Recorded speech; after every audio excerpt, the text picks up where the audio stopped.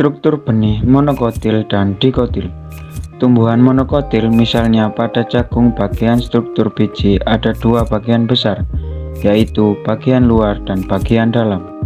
Bagian luar namanya kulit biji, dan di bagian dalam itu ada tiga, ada embrio, ada endosperm, dan ada kotiledon.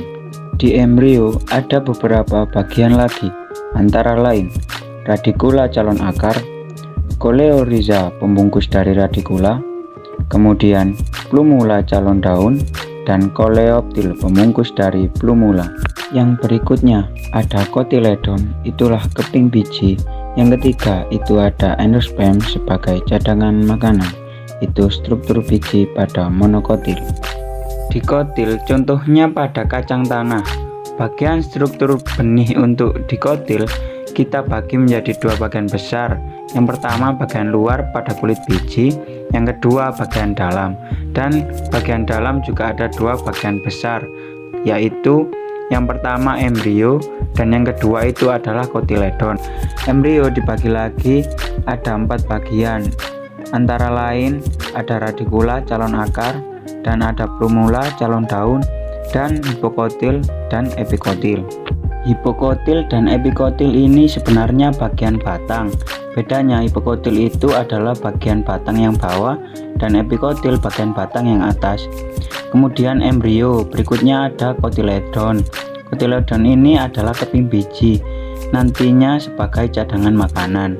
Jadi struktur biji dikotil itu tidak ada yang namanya endosperm. Kesimpulan perbedaan struktur biji antara monokotil dan dikotil adalah struktur biji monokotil memiliki banyak bagian-bagian seperti koleoptil, koleoriza, dan endosperm. Sementara dikotil tidak memiliki 3 bagian tersebut. Berikutnya monokotil bagian terbesarnya adalah endosperm dan bagian terbesar dari dikotil adalah kotiledon. Untuk perlakuan benih, siapkan alat dan bahan berupa mangkok dan air. Di sini saya menggunakan benih monokotil yaitu jagung dan benih dikotil kacang tanah. Kriteria benih yang bagus adalah bernas, warna dan ukuran seragam. Sebelum ditanam, rendam benih selama 1 hari. Perlu dilakukannya perlakuan benih yang bertujuan untuk memecah masa dormansi benih. Selanjutnya yaitu proses penanaman. Pertama, penyiapan alat dan bahan seperti cetok, tray, semprotan untuk penyiraman. Kemudian bahan tanam benih jagung dan kacang tanah, dan media tanam tanah yang sudah tercampur dengan kompos. Kedua, memasukkan media tanam ke dalam tray dan kemudian diratakan. Setelah itu, yang ketiga membuat lubang tanam yang tidak terlalu dalam. Apabila lubang tanam terlalu dalam, maka akan menghambat proses pertumbuhan. Dan juga jarak antar lubang tanam tidak terlalu jauh dan juga tidak terlalu dekat. Setelah itu meletakkan benih yang sudah direndam. Kemudian menutup lubang tanam dengan tidak terlalu rapat. Apabila terlalu rapat, maka pertumbuhan benih akan sulit. Tahapan keempat, media tanam dibasahi atau disiram menggunakan air bersih. Dan yang terakhir adalah perawatan dengan memperhatikan kebutuhan, ketersediaan air, serta mengamati setiap perkembangan benih.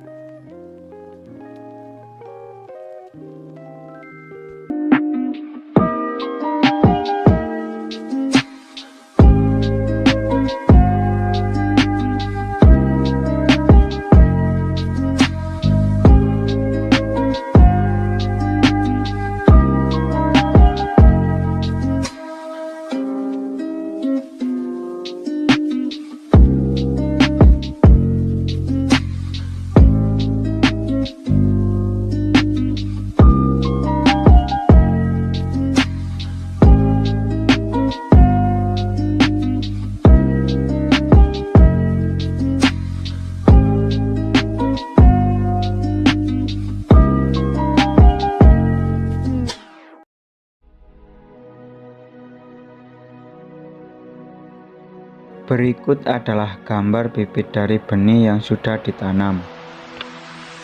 Pertumbuhan bibit ada dua tipe perkecambahan, yaitu hipogeal dan epigeal.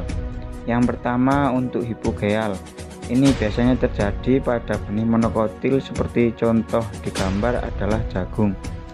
Ciri yang pertama itu adalah kotiledon tetap berada di bawah. Yang kedua, pemanjangan yang terjadi itu adalah pemanjangan epikotil atau batang atas. Jadi hipokotil atau batang bawahnya tidak memanjang, tetap di bawah. Pemanjangan epikotil atau batang atas ini akan menyebabkan plumula itu menembus kulit dan keluar ke atas dan menjadi daun. Yang kedua terjadi pada tumbuhan dikotil, contohnya pada kacang tanah. Ciri khasnya adalah kotiledon terangkat ke atas. Yang kedua terjadi pemanjangan hipokotil atau batang bawah, itu mengalami pemanjangan ke atas sehingga hipokotil juga di atas tanah, epikotil atau batang atas, kemudian plumula juga di atas, kecuali akar yang tetap di bawah. Bisa terlihat bedanya antara hipogeal dan epigeal.